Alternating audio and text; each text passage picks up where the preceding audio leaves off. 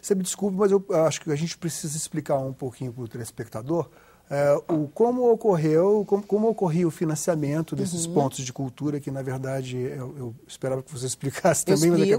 Os pontos de cultura foram apontados e recebiam financiamento. Receberam financiamento. Inclusive até você foi, agora logo depois da sua investidura na secretaria, você foi até bastante pressionada por eles. A gente entende que é uma coisa muito complicada.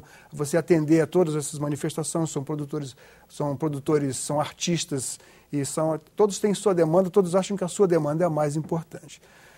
Mas desses pontos de cultura, o que mais me chamou a atenção foi que no projeto original eles recebiam um financiamento por 3 anos, né? 3 anos, um total de R$180 mil, prestando contas, evidentemente.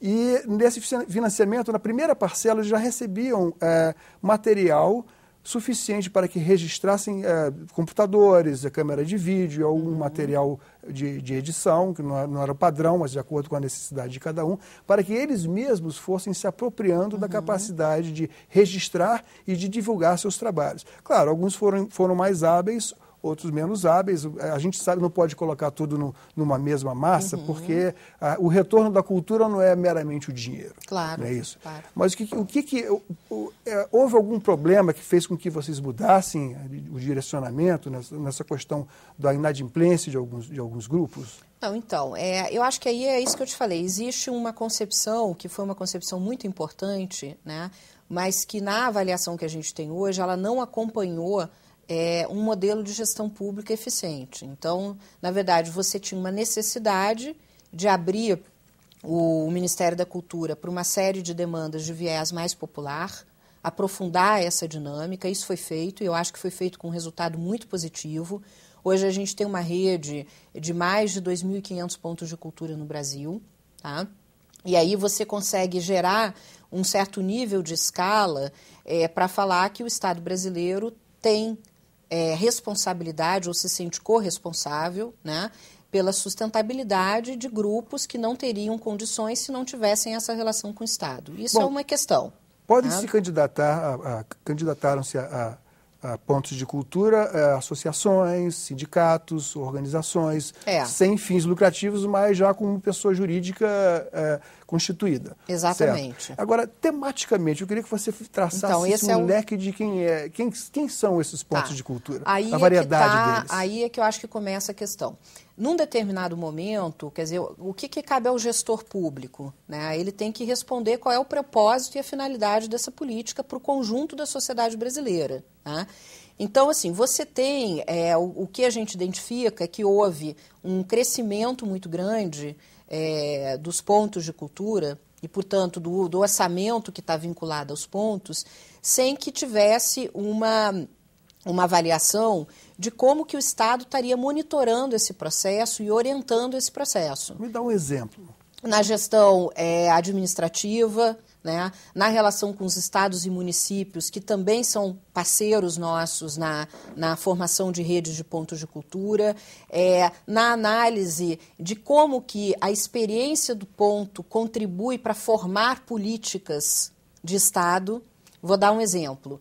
Hoje a gente está desenvolvendo uma política nacional para a infância brasileira, no Ministério da Cultura. Estamos lá desenvolvendo uma política para a juventude. Estamos desenvolvendo uma política de cultura e meio ambiente. Né? São agendas de formação de cidadania cultural, pensando o Estado brasileiro no seu conjunto. Como é que o Brasil está hoje? Né? O que o Estado está, de alguma forma, se posicionando para fazer diante da sociedade. Tá? Quando você olha a rede de pontos de cultura, essa rede produz iniciativas e experiências que têm condições de nutrir essa formulação, né, de propostas, de formulação, de prática. Tá?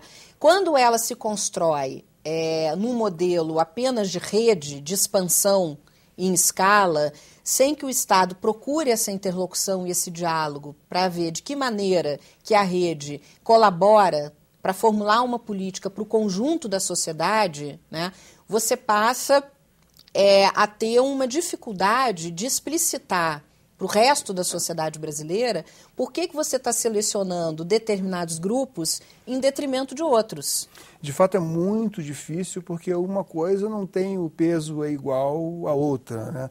Agora, eu queria que você me dissesse da diversidade do que tem sido esse trabalho dos pontos culturais, assim, então, porque algumas manifestações, eu imagino, são manifestações religiosas de cunho africano, de origem africana, outros são manifestações musicais, outros de dança, outros, acredito, deve ter menos, mas literatura, por exemplo, literatura de cordel, não sei se vocês contemplaram alguma coisa aí, mas como se fosse um painel. Olha, uma das questões é que a gente não tem esses dados, a gente não tem um mapa, não foi elaborado um mapa dessa diversidade de linguagens e de temas dos pontos de cultura nesses 7 anos que o programa foi se construindo. Bom, 2.500 pontos é muita coisa. No entanto, e a gente está hoje exatamente com...